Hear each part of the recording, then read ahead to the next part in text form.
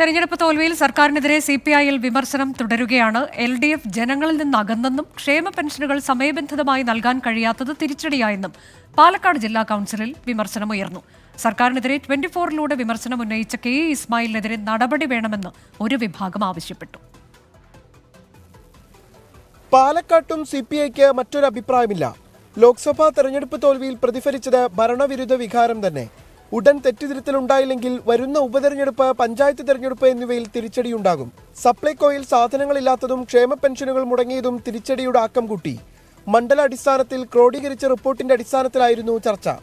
തെരഞ്ഞെടുപ്പ് തോൽവിയിൽ സർക്കാരിനെതിരെ വിമർശനം ഉന്നയിച്ച KE ഇസ്മായിലിനെതിരെയും യോഗത്തിൽ പരാതി ഉയർന്നു. പാർട്ടി ഫോറത്തിൽ പറയേണ്ട കാര്യങ്ങൾ ഇസ്മായിൽ മാധ്യമങ്ങൾക്ക് മുന്നിൽ പറഞ്ഞെന്നായിരുന്നു പരാതി. 24-ലൂടെയാണ് കഴിഞ്ഞ ദിവസം KE ഇസ്മായിൽ സർക്കാരിനെതിരെ വിമർശനം ഉന്നയിച്ചത്.